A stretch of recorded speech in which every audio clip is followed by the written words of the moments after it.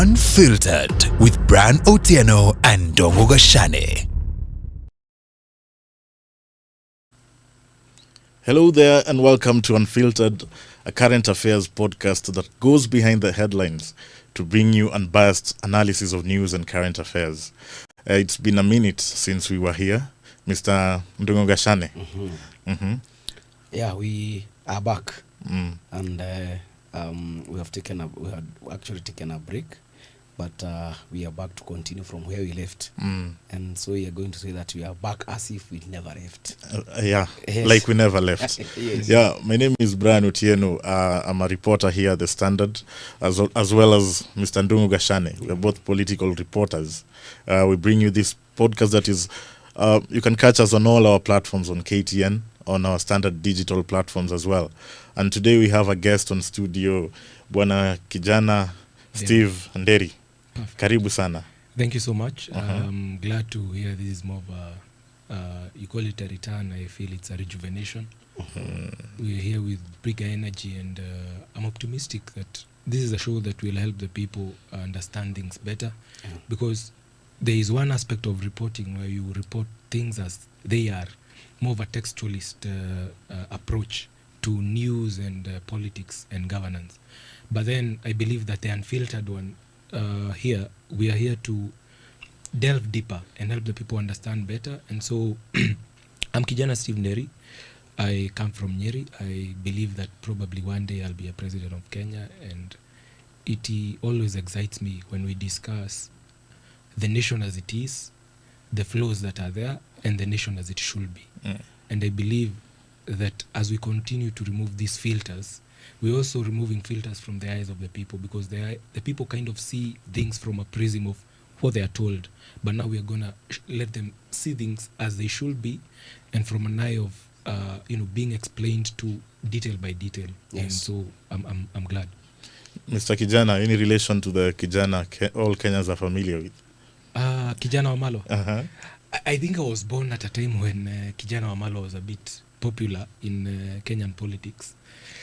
And I'm told at that time there was a battle. Do we call him Kijana or the former governor for Makueni, Kifudha Kibwana?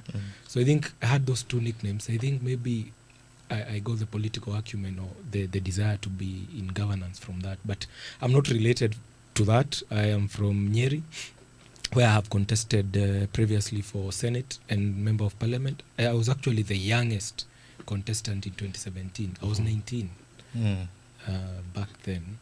I was actually a student leader here at UN. So I wasn't really, I came to realize later on that I wasn't really out to just seek a political leadership. But I was affected so much by bad governance throughout my life and growing up that I wanted better. And I wish everyone in Kenya, or everyone who seeks leadership positions, did it, because they feel we need to get better. And I wish that the people also realize that we deserve better, because we are all going to make better decisions. But at 19, what did you stand for at that young age? Why were you really contesting? I remember. Did you have resources? Which party did you use to vie for the senatorial seat? And what happened? I vied with the New Democrats Party.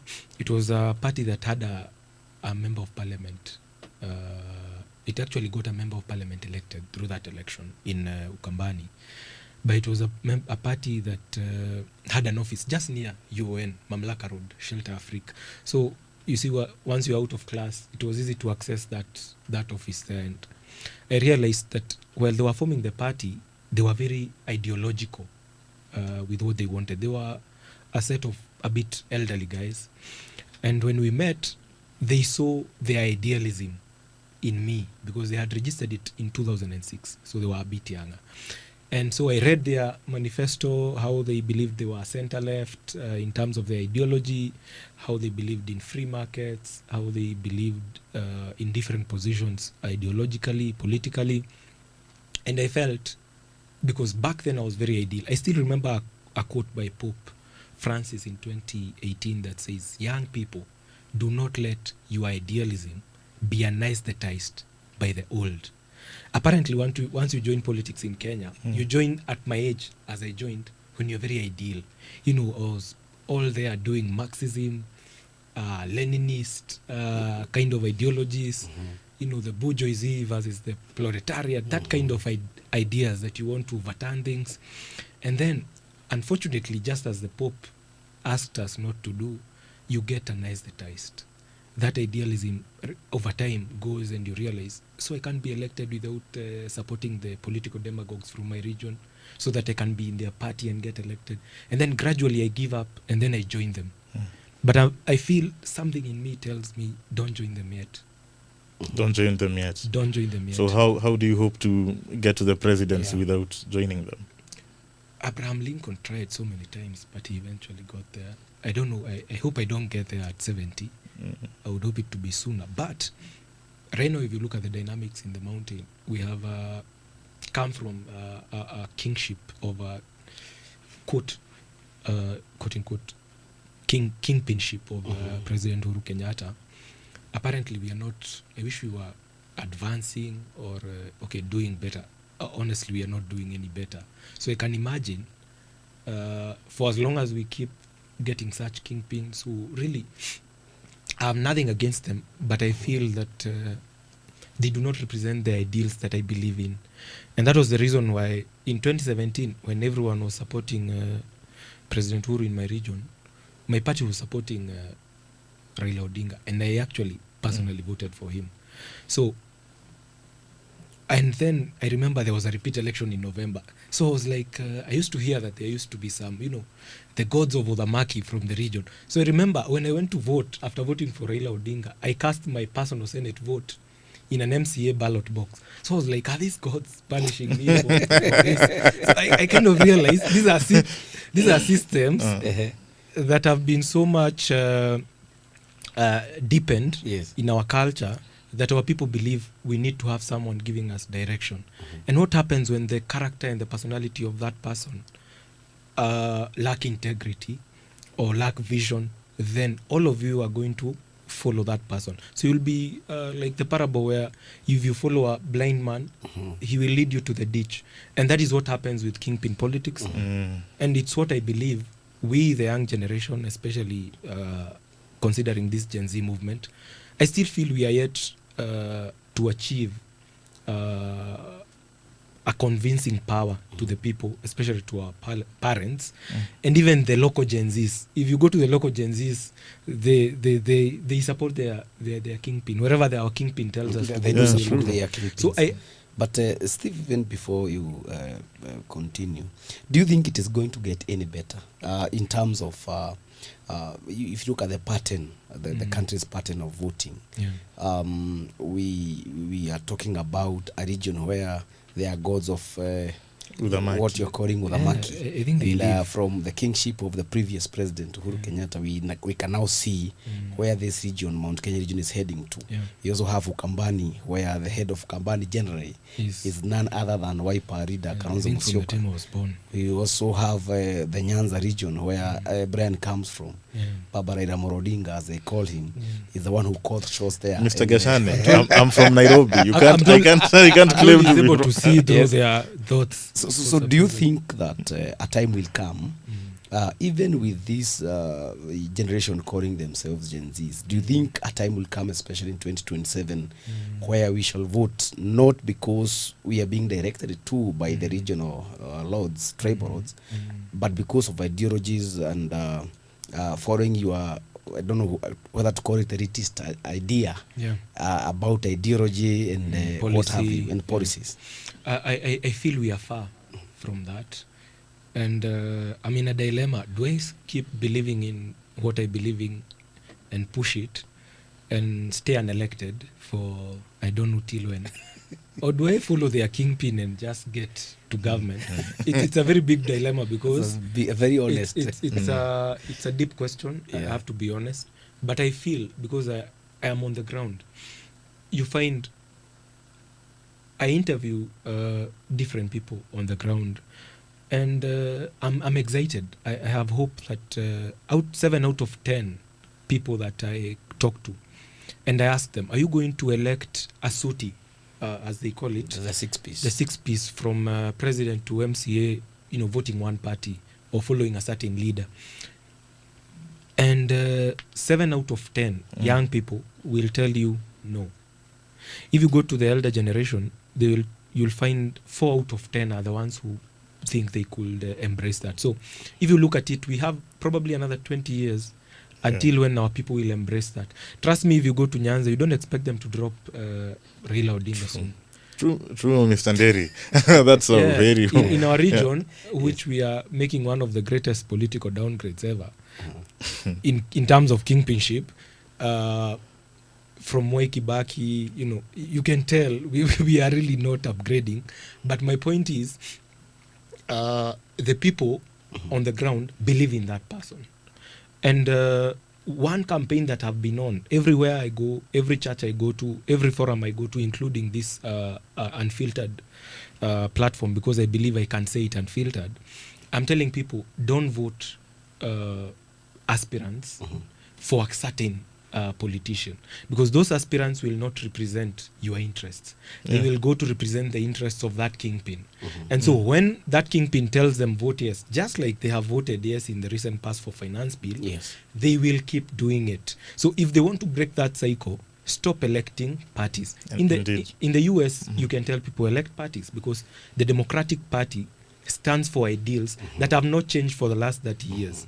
And they probably aren't going to change. Here, our parties actually, if you didn't know, I once told someone that our parties actually have ideologies that they are required to present at the register of political parties. You'll find that probably UDA is a Social Democrat party, ODM is also a Social Democrat party.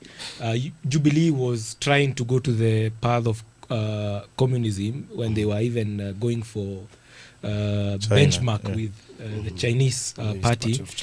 So our parties have ideals, but they are on paper. In action, it's about individuals. So if you are not with the individual, then so it doesn't happen. So in Kenya, the one unfortunate thing that we have is that we do not have parties that have policy positions, ideological positions. They have individual positions. And that's why we are not really able to get the difference between our parties until we define the individuals. And that's the unfortunate situation. Mr. Nderi, all the best as you plan to, clinch the presidency. But I want us to talk about a person who's the current president. He's been the president for the last 3 years. As a political scientist, 3 years, gauging a president for who has been in office for 3 years, what are some of those things that you would look at to get a sense of what he wants to achieve? First of all, we have to look at GDP. And this year we have one of the lowest GDP projection, where the central bank is projecting a GDP growth of around 4.9, but that's the best that we have had in terms of projections. I think it's IMF is projecting a 4.3 growth in GDP.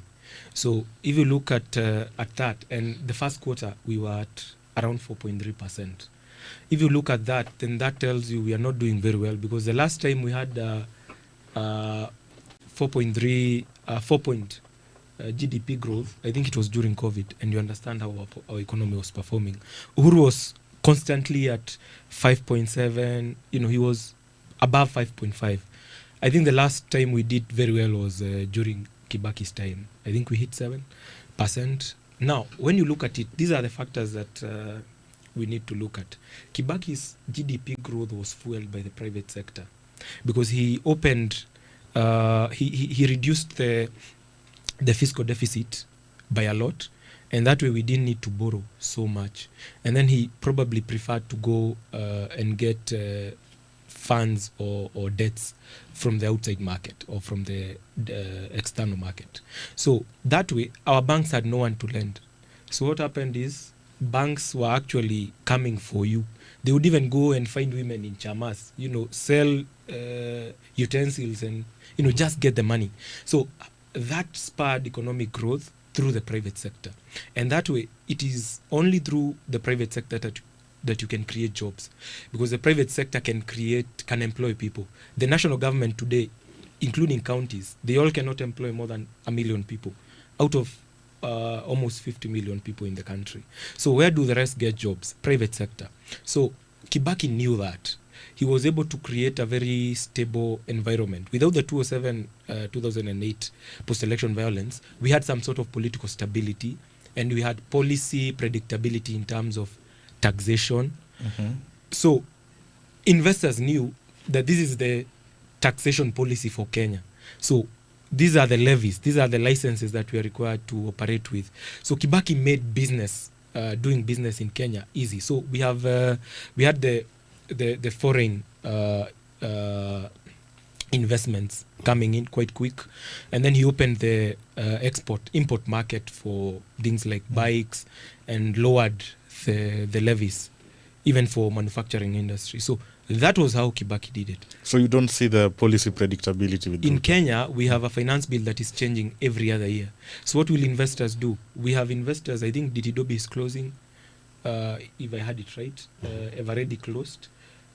Big employers in the private sector, especially those that have foreign origin, are closing. And what are they choosing to go to a country that has more policy and especially tax-friendly predictability. countries, yes. And I remember back when I got a chance to ask the president a question in Bomas, before I spoke at State Lodge to the former president Uhuru, I was given a chance to speak to the president, and I asked him, do you think we should embrace tax holidays and tax cuts for companies that are offering jobs to a certain age bracket, especially for our young people?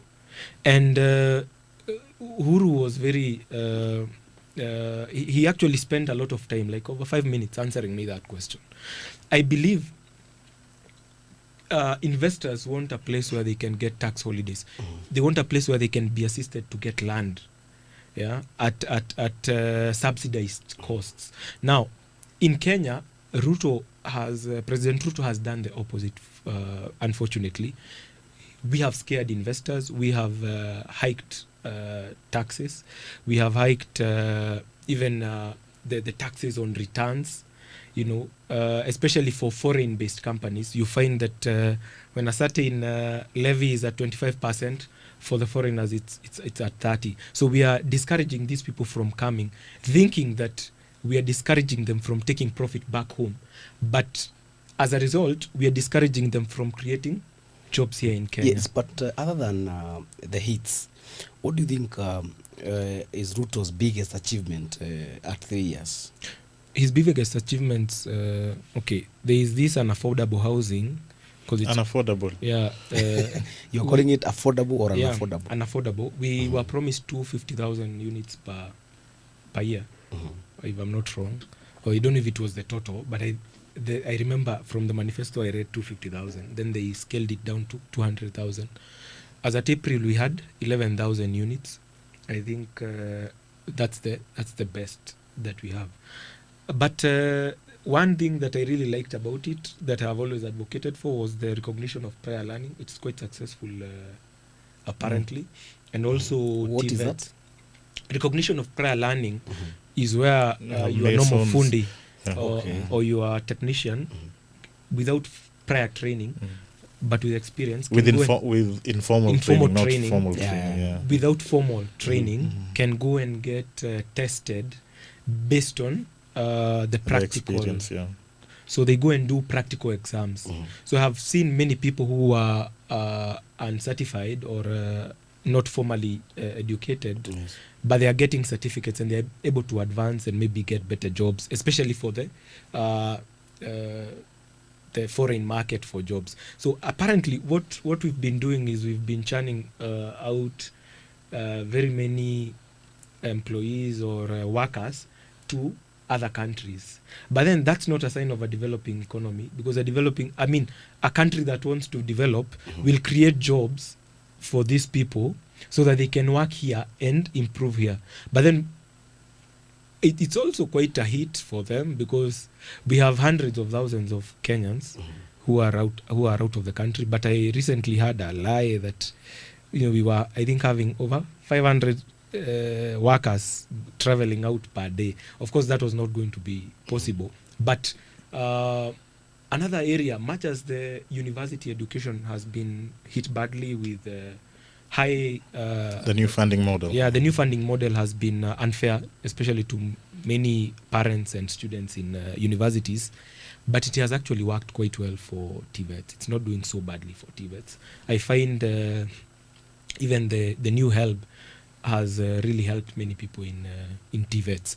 I think it's in line with CBC. I've always been against CBC myself because I detest any kind of model that encourages a format where everyone is taught to become workers.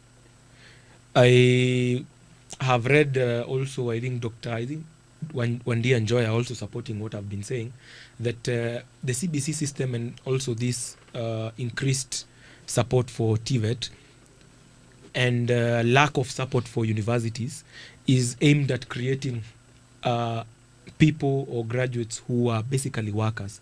You see, university education ideally gives you something like critical thinking. The greatest opposition to the president right now has come from university students and college students, people who are learning. So these people are being taught critical thinking. They are being taught aspects of governance. I think even when you are in school, you learned some basic courses like critical thinking and communication skills that were common to all. So I find it to be a policy, an undeclared policy, to not support a system that is really enlightening our people, because they sounded to be happy when you see your kid there at home just doing this extremely manual jobs rather than being taught more of how to think, which the 844 was doing. I always believed that the 844 just needed an improvement in terms of pedagogy or the system of teaching so that it could be better, not that kind of revising. Back to President Ruto's biggest wins, they have really done well with the construction industry, but in terms of government construction, apparently I realized we have had a 10% decrease in cement purchases in Kenya.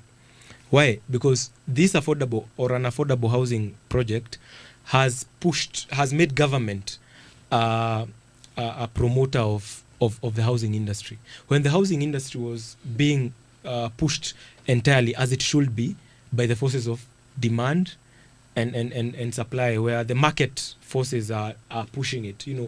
What houses are needed, what quality is needed, and then the private sector will come in, get money. We have had about 100 billion less, from I think 600 and something billion to 528 billion in terms of credit given to construction companies in Kenya. You get what I mean? That means that construction is going down. We have a bit, I think, 1.4% decline in the construction industry. Last year, we had about 9.8 tons of cement that were purchased. These in the last 1 year, it's about 8. So we are declining in the construction industry for the private sector, which could create ideally more jobs. If you look at the jobs created in the last 1 year, around 700,000, only 10% of that is formal. The rest of that is within the construction industry, because these people are... Mr. Nderu, you haven't spoken about Unga. He has managed to keep the prices down, by the way, besides reasoning subsidies. to Nderi, other than the TVET and probably the CBC, the issue of affordable, he is actually referring to as unaffordable housing. Yeah, it's the government. But the government prides itself, because if you look at the Unga, the issue of Ugari, and which is Kenya's staple food, some Unga the flours, like I have an example of some of the brands here. Araha Premium, before Ruto took over, was going for 262 shillings, but it is now retailing at 206 shillings. Other brands like Ndovu, it was going for 189 shillings. Now we hit about 150 shillings. the government is saying We also I have think premium brands that premium breads. Yes. Premium went for brands, 250 and above that are the price 130 of something. unga, But the question, even before you answer, is this reduction of unga prices Without subsidies. without subsidy being felt and turning around when you come to that local home in Nyeri? well, there is you can lower prices, but is the purchasing power of the person there in Mashinani improving? No. So the drop in prices, which he has really tried. Of course, he really made sure that we were able to produce more through the fertilizer subsidies and all that. Apparently, in the last 1 year, because of the rains, we have had a decrease in the production of maize. So I expect prices to probably shoot if no subsidies is given, because we are back to how we were producing during the previous regime. So he has really done well with food prices. Inflation, especially on food commodities, has really dropped. And if you look at even cooking oil, as much as it's surrounded by controversy and shady deals that we've seen, which were also there during Moses Kuria's time as the Minister for Trade, much as there has been a lot of corruption around it, he has managed to keep food prices down.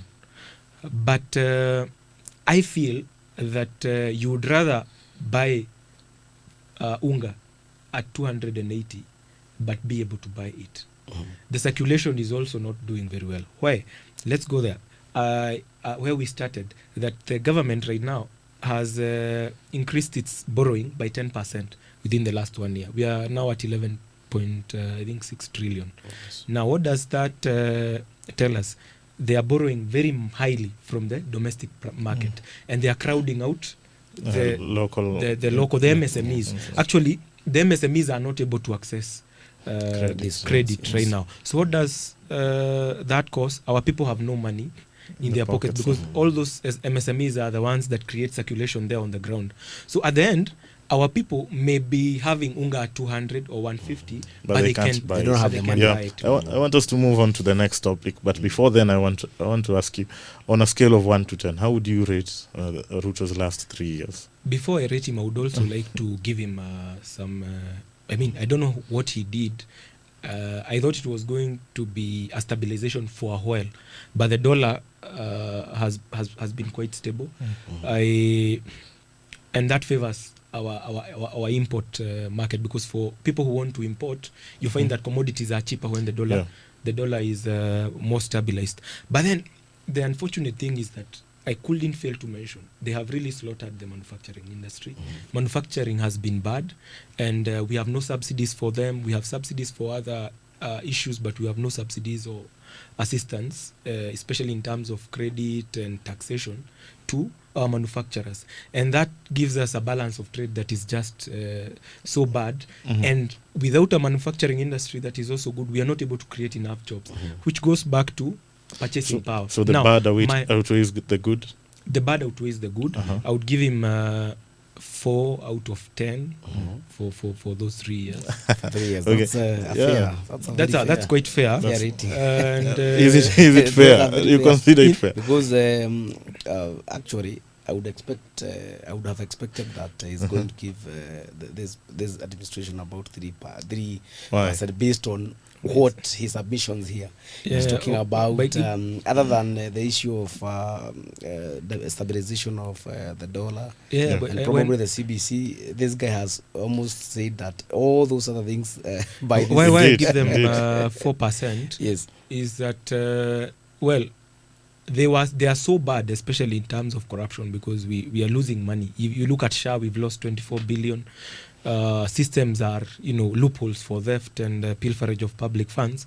But looking at it, we are lucky that we are still a country that is stable. And I think the president will get the chance to, will get a test in November. And that's our next topic about, you know, when about 6 constituencies, I believe. Yeah, 6 constituencies. Are holding by elections. And a myriad of wards. We have quite a number of wards as well. There's about 20. All those vacant seats are about there are over 20. 23. The biggest test, I believe, will come for him in Bere. Yes, Bere North. Bere North. Where he will be facing off against Gachagua. But we are seeing a lot happening in the opposition's camp, the United Opposition, where Gachagua was seemingly forced to withdraw candidates. I believe knowing Gachagua quite well, he's not the kind of a person who would willingly drop a candidate. For him to have dropped a candidate, he must have come to the realization that he was maybe not going to win. And right now, Gachagua must be apprehensive or paranoid about losing, because if he starts on a losing tone, then he's going to have lost it. And that was a very strategic move for him, as much as I feel he could have been forced to, because what happens is, if the DP candidate wins, he will celebrate it like his own victory. If DP loses, he will say, me, I wasn't there. It wasn't my party. In this. It wasn't my party. My party withdrew, and we supported the United Opposition candidate. And yesterday I heard him speak, and I really don't believe in that personally, based on my ideologies. But they say that this region is for Muturi.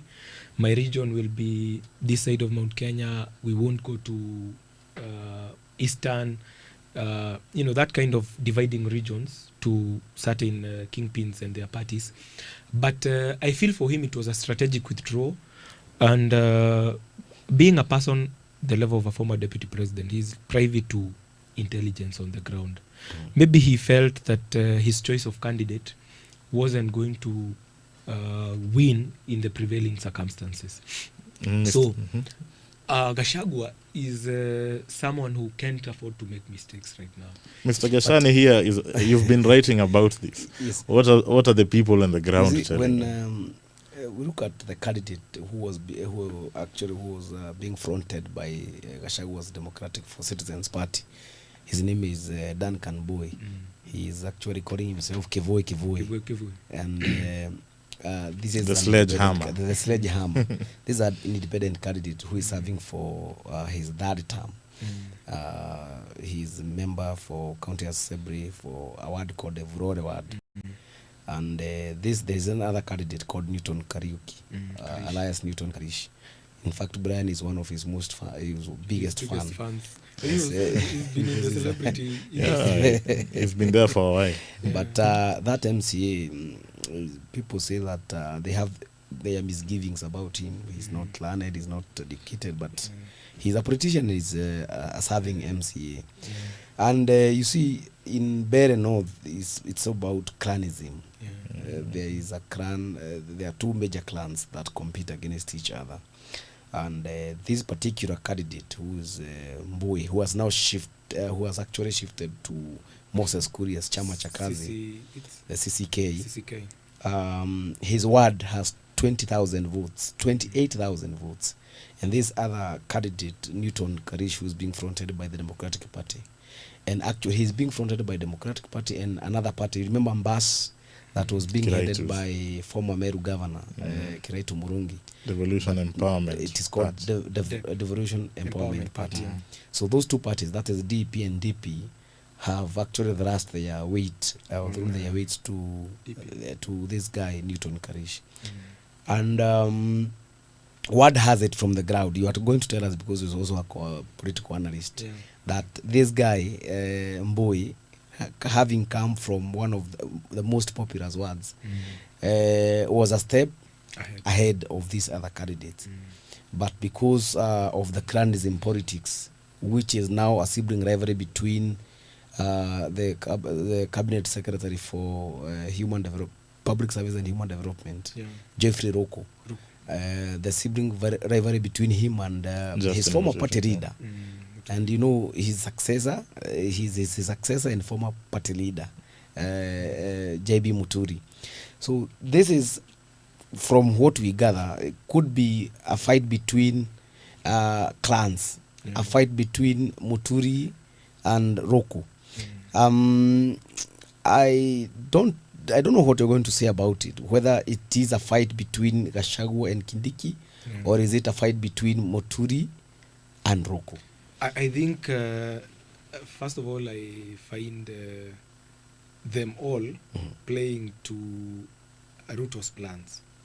I think Ruto is the master tactician in this game, because for President Ruto to have withdrawn Muturi as part of his cabinet and made sure he went for the constituency where the DP party leader had a member of parliament, he must have done his calculations well. And he definitely knew we were going to have a by-election. And I do not find President Ruto to be quite stupid. I find that he had a plan. He knew that this was going to be his way of showing his strength. And then, if you look at it, the president seems to have an eye for the Mount Kenya. Is it East? Mount Kenya East, So yes. he's probably realizing that Mount Kenya West, he may not gather a lot, but he has an idea that he can get the whole of West, of the whole of East. And the way to get East is to show your strength in Bere North, is South. Or It's better No. north. It's And you know, north, it's also it's proximate to Tharaka-Nithi, to the Rakanidi, where the So deputy president. we cannot underestimate His Excellency, the Deputy President, Abraham Kindiki, aka Fire See Fire. He is not someone to underestimate. I am told he had called 10,000 grassroots leaders from that region. And as we started, we agreed that... Yeah, and their candidate was appointed by consensus. Yeah, It's and, not an easy achievement. The candidate had declared he is a former aspirant for governor. He's a guy who has been able to create some euphoria that he can be a possible governor. You know, so this candidate, from what I believe, he's a candidate who can create his own euphoria, and if they can appeal to the young voters especially, and appeal to, you see, much as traditionally they've been voting based on clans, we've been having a young generation which is trying to make a difference. And having spoken to some few people, I'm told that the ideal candidate, in terms of what I'm speaking about, ideal, is this Movende of UDF. According to the people, they believe he is better in terms of eloquence, understanding of policy and issues, and being able to represent them. He is a better candidate. But now, once you look at it, I'm seeing Deputy President Kindiki giving his all. I don't want us to underestimate him, because our politics is influenced by two things: ethnicity and money. If they can inject heavily in terms of resources to that constituency, don't be surprised that with Mboemboe or Kevue coming back, he will definitely not steal votes from the UDA candidates. He will be taking votes from the opposition side. Yeah. And Mokonji may be forced to declare support for the United Opposition candidate, but deep down, this was his candidate. You know, it's interesting. You're talking about the Mbeere North. You're talking about UDA having a fighting chance there. Yeah.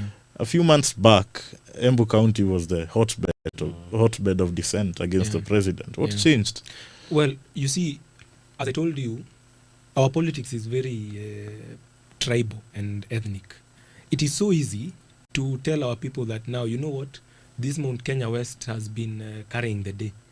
They are coming here to tell you who to vote for, because they do not want you to be independent.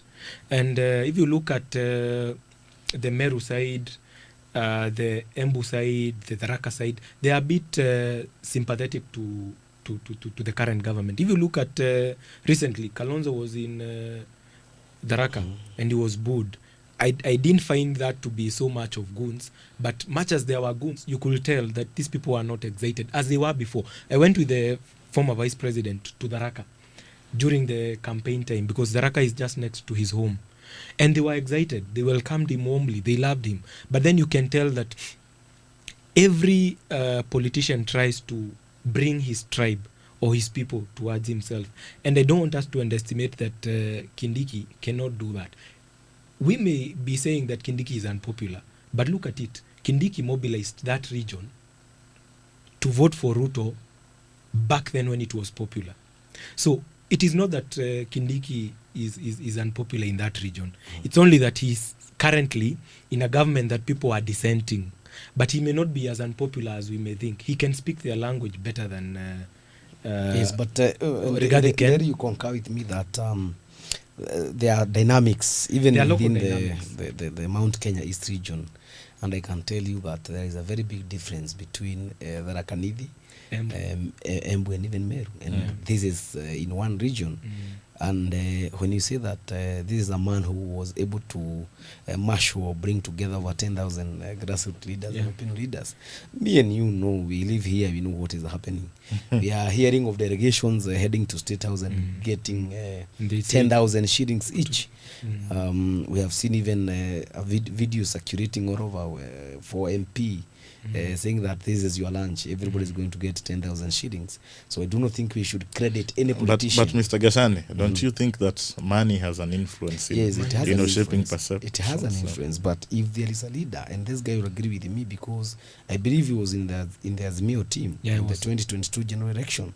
If there is a government that used money hoping to change the perception or actually buy people, was the former administration and when they were trying to penetrate Raila Odinga in the Mount Kenya region. And I think, personally, I think we achieved. I was not in the Jubilee side because Jubilee side was the one that was really injecting money on the ground. But let me be honest, that that money achieved something. The almost, was it over 800,000 votes that yes. Raila got from that region? He would never have gotten them in the previous times. So, the truth is, money did something. Sadly, Yes, but sadly money remains a unfortunately, big factor. But money wait, always works. Wait, Nderi.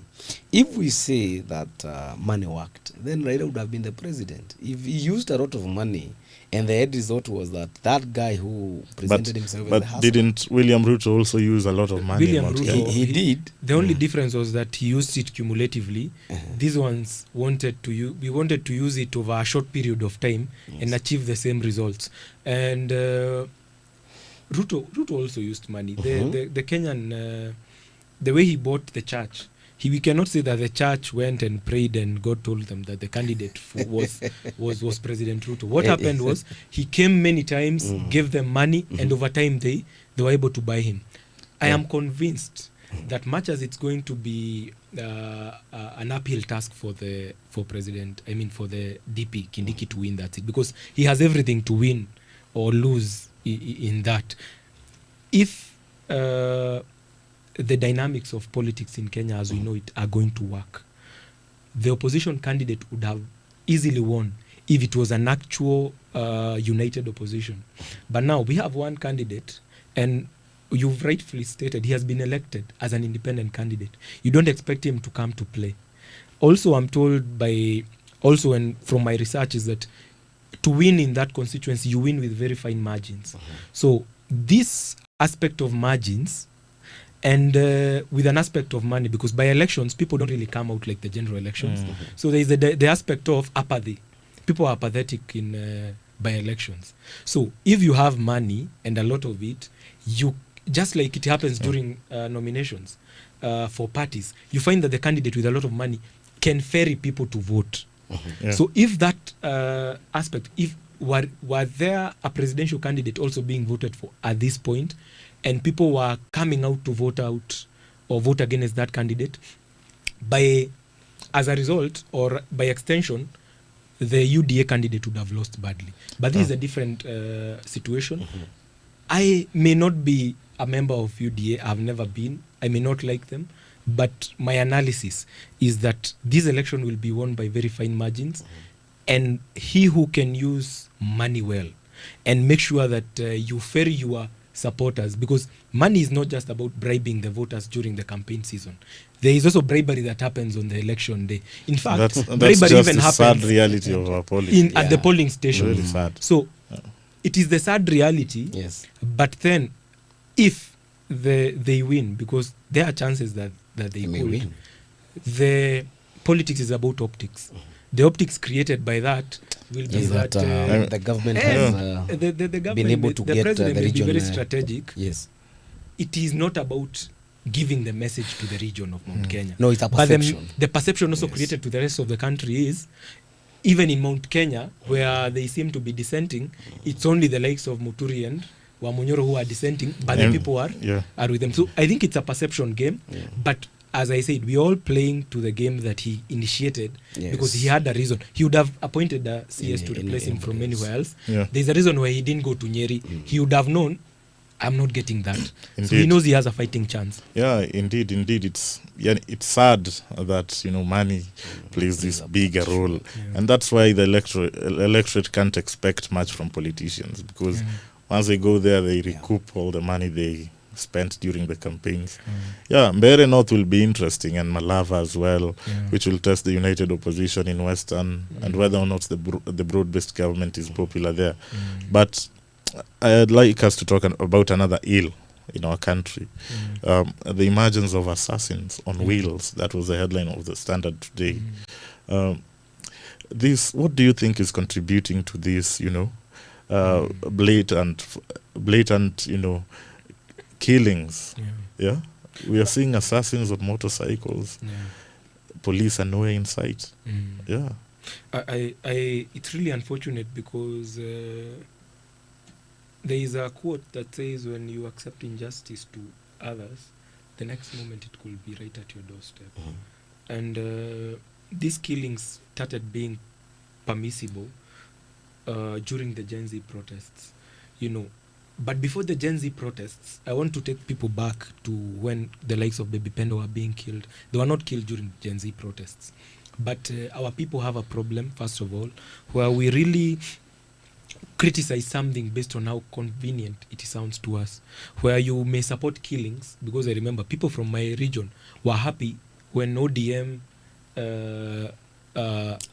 protesters used to be killed. They were like, mnakuja kutuharibia biashara. At times, I'm not being unfair, I don't want to really sound wrong, but even the people who didn't have much to lose, they still will say that these people are coming to destroy our businesses, and maybe you don't own any business in Nairobi. And what happened later on? The cycle continued, and the people who are complaining that who are saying that it's right to kill the others were also now protesting and being killed. So first of all, before we address that issue, I would like the people to stand for something, stand against assassinations, killings, no matter who it affects, because the next moment it will be your person.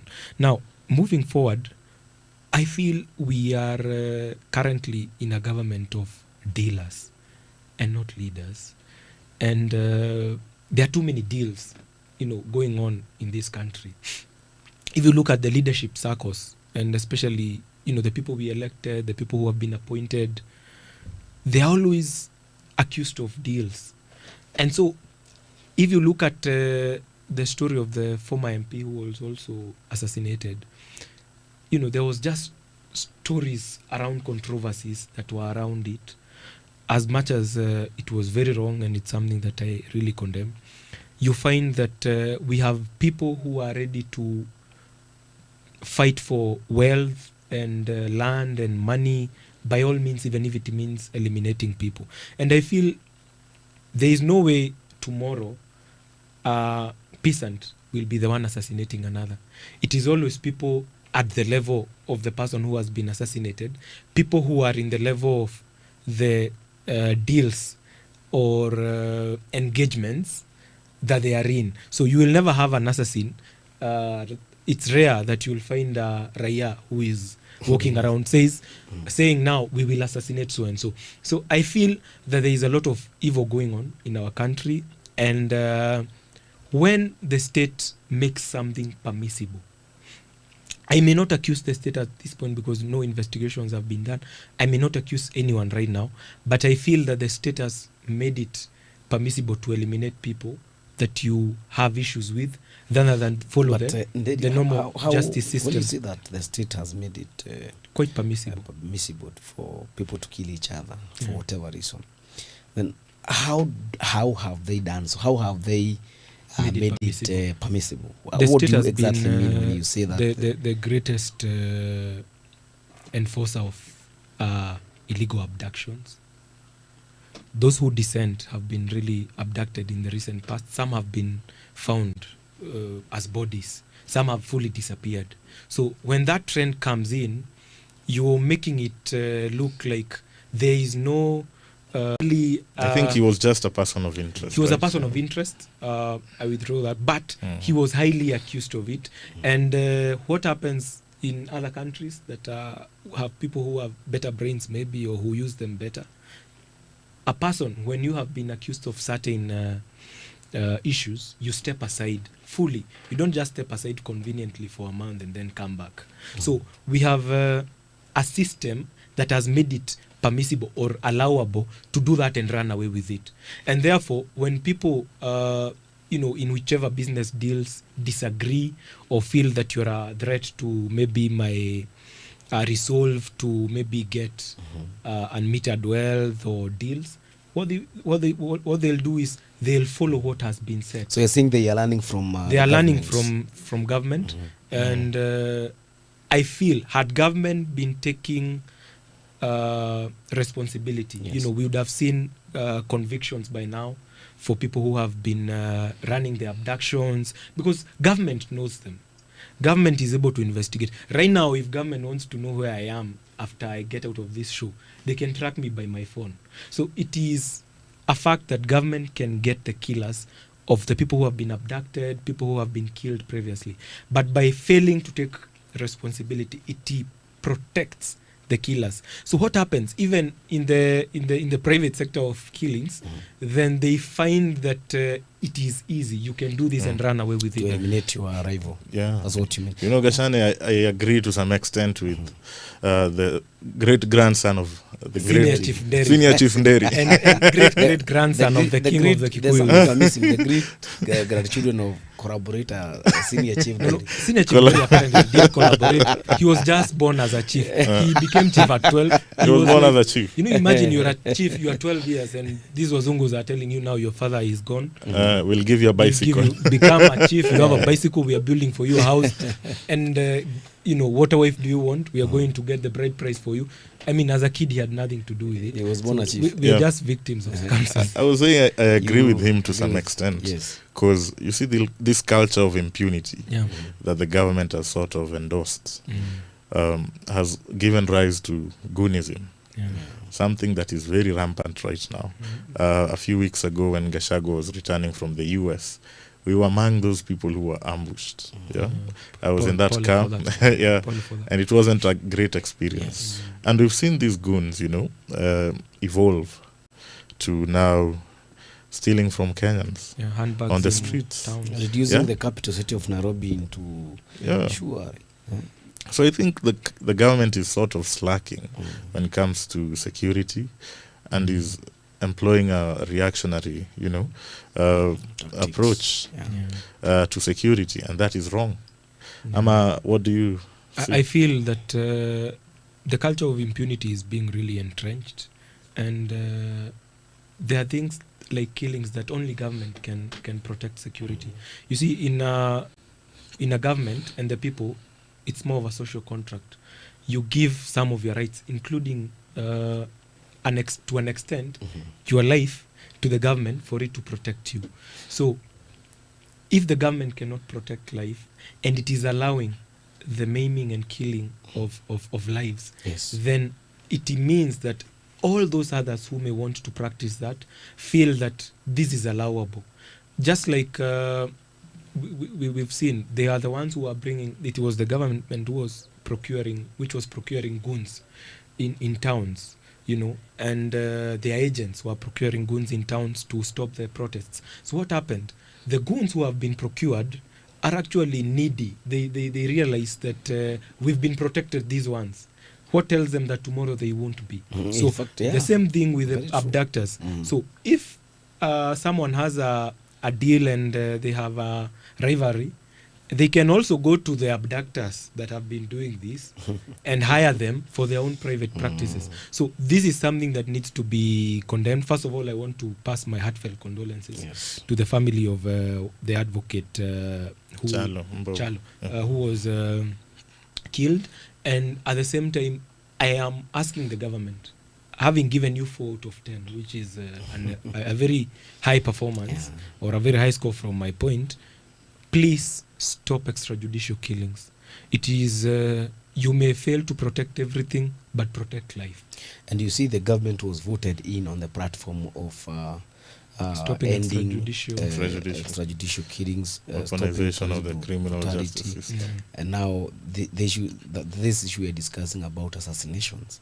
And I wanted to say something about when you organize people or a group to perform a certain assignment, and then when that assignment is over and you no longer need that group, you know what the group does? It goes, because it is organized and it is organized and structured.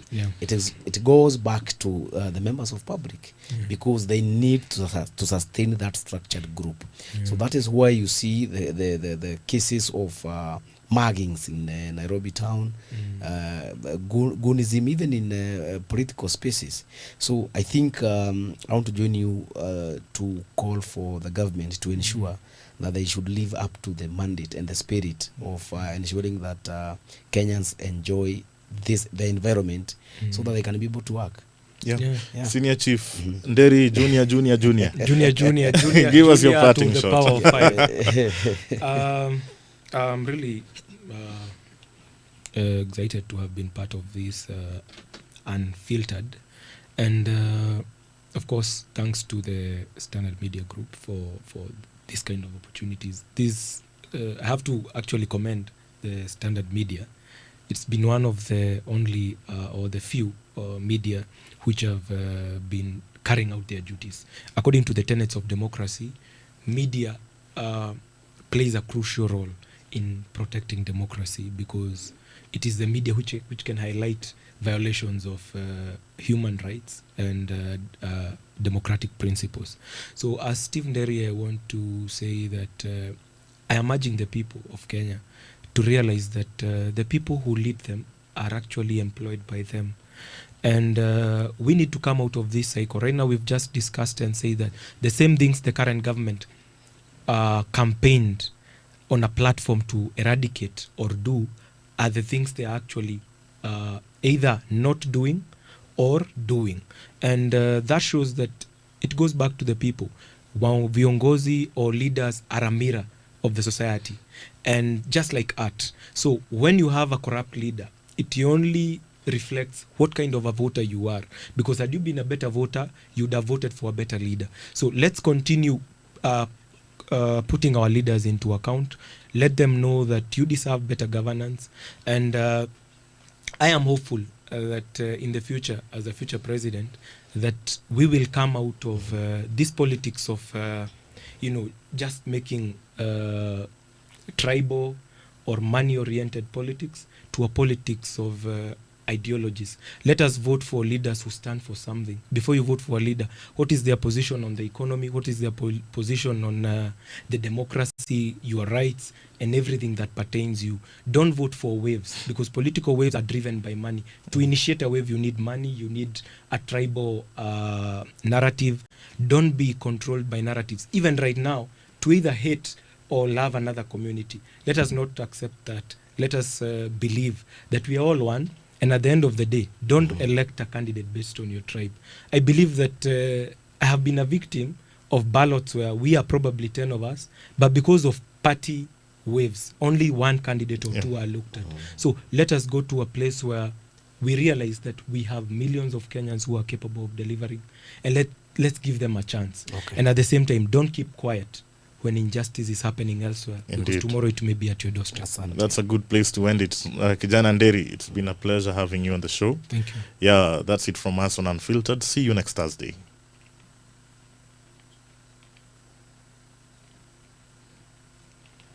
Future President. Unfiltered with Bran Otieno and Dongo Gashane. Unfiltered with Bran Otieno and Dongo Gashane. Unfiltered with Bran Otieno and Dongo Gashane. Unfiltered with Bran Otieno and Dongo Gashane. Unfiltered with Bran Otieno and Dongo Gashane. Unfiltered with Bran Otieno and Dongo Gashane.